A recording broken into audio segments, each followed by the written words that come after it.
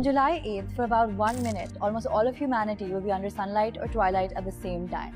Around 11:10 GMT, about 99% of the world's population, roughly 8.2 billion people, will experience some level of light. Most will be in full daylight.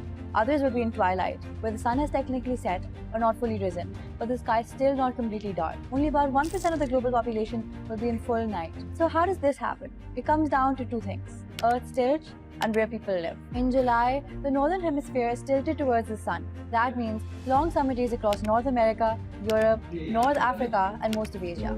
These regions also contain the vast majority of the world's population. At that same moment, daylight will cover most of North America, South America, Europe, Africa, and Asia.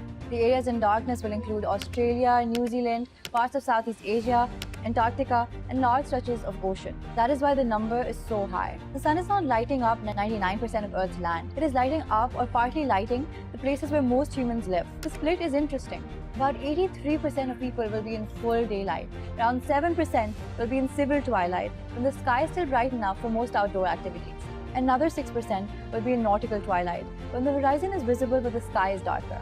About 3% will be in astronomical twilight, when only a faint glow remains. And just 1% will be in complete darkness. July 8th became famous after a viral social media claim in 2022 that it was the only day that this happens. That claim was not quite right.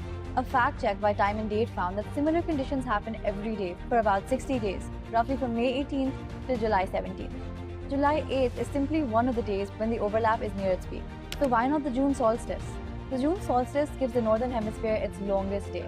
But after the solstice, the sun's position begins shifting south. That slightly reduces daylight in the far north, where fewer people live but brings more daylight and twilight into densely populated regions such as Indonesia and the Philippines. That shift adds around 10 million more people to the daylight or twilight zone compared with the solstice.